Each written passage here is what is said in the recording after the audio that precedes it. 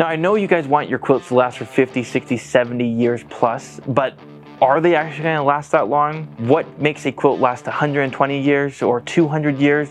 And what makes a quilt last only 10 years? We pour all of our heart, soul, and passion into these quilt projects. We want to make sure that they last, but do they actually? Let's find out. Now in today's video, we're going to talk about why one quilt can last forever and another one's lifespan be shortened. Now when we talk about quilts themselves, we always talk about the complete unit when it's finished. But we also have to take in consideration all the components of this beautiful quilt. You've got the stitching, you got the thread, you've got the fabric itself, you got the batting, the long arming, the backing, the binding. All of those play huge parts in how long this quilt is going to last. And additionally, the qualities of those items and the time and the precision that was taken to ensure long-lasting quilts. So first we got to talk about the cotton itself. When you look at a bolt of fabric, you can't per se tell the quality of this fabric just by the feel and the touch. In reality, we are constantly relying on the name brands to make sure the quality is there for our quilts. Not all cotton is equal. There are different kinds of cotton, different places where they're grown, and also different care for the actual plant throughout its life cycle. Fabric that's found in a quilt store that is ranging between $12 and $15 is generally speaking a high quality cotton that has gone through the best refining processes to ensure that the cotton keeps its strength for the longest time possible. If you go down to a Walmart or something like that and you're buying fabric for $2-3 a yard, the quality is not there. Doesn't matter how good you pieced it or how good your batting is, it's going to fall apart in a very short lifespan. So number one, make sure you're buying the highest quality cotton fabrics. That way they can last for a long time. Next is the construction of the quilt, the actual sewing of this product. You have to understand that each one of these pieces of fabric is sewn together. So making sure your sewing machine has the right tension, and additionally, you're using the right thread for the job. People think that since they bought high quality fabric, that they can skimp out on their thread, maybe a lower quality thread. The actual stitch itself is what holds two pieces of fabric together. If that goes out on us, the quilt is eventually going to start unraveling. In addition to that high quality thread is the long arming that's going to go on top of your quilt. We have to make sure we're following the guidelines of our batting, which is what we're going into next. You need a high quality batting to go in your quilt. If your batting is subpar, the insides of your quilt are going to deteriorate and kind of shred and bunch up over time. Remember what I just said a minute ago is that your long arming matters. It really matters because of your batting. Because it's 100% cotton batting, it tears.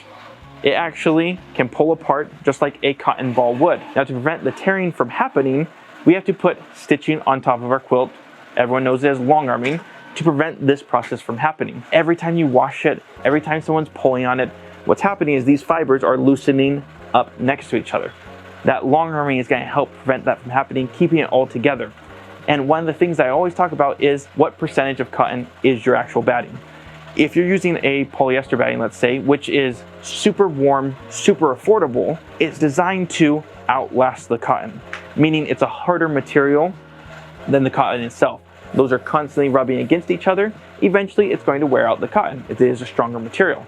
As opposed to cotton on cotton, generally wear out together at the same rate and at the same time, giving it a longer lifespan than putting it against something a little bit harsher. Now, I'm not saying don't use polyester batting or not to use blended batting like an 80-20 blend. These are things that you have to understand to get the longest lifespan out of your quilt. But maybe your desired look is to have a big poofy quilt. It's only achievable with that polyester batting. So it's a give-take system. What about the actual care of this product? How are we washing it? Are we slapping it in the washing machine, throwing in kind of whatever to get it clean, and then putting it on high heat and drying it?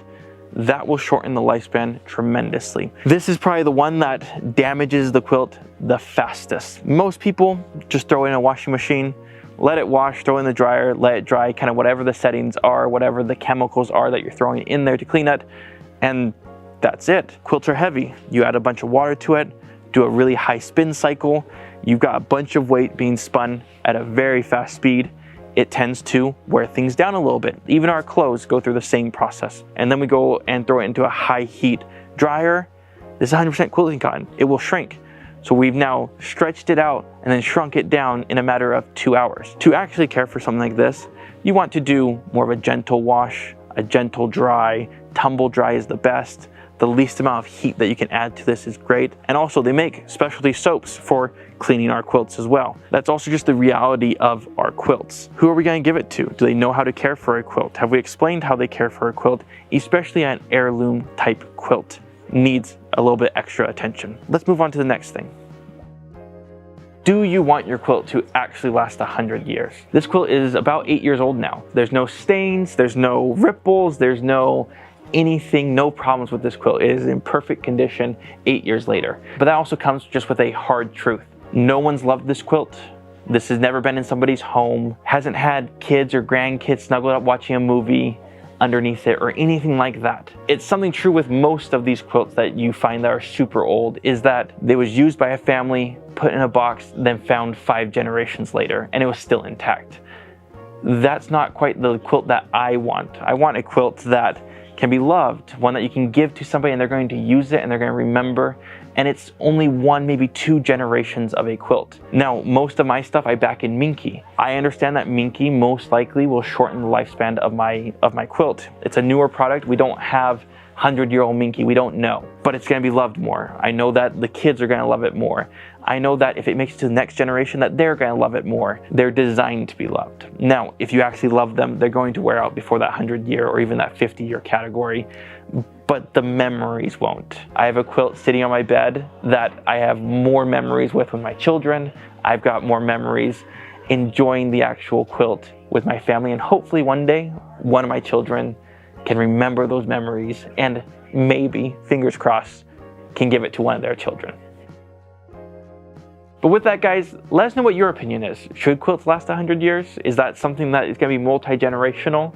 Or is it going to be used by one generation? Additionally, while you're down, make sure you check out quilting.com, where you can get premium batting, high quality cotton fabrics, and your threads, and pretty much any other supply you might need. You can find it there at quilting.com. But the moral of the story here is, for me, I want the quilts to be enjoyed. If I can get 25 years out of them, fantastic. If I can get even longer because I've taken time to purchase high quality products and taken the time to make sure my seams and all those kinds of things are accurate, fantastic. But on the flip side, if it's a baby quilt and it's only used for that one season and you have all these pictures with the baby and the quilt and everything like that, that's good enough too for me. So let us know down in the comments what you think, and we'll see you on the next one.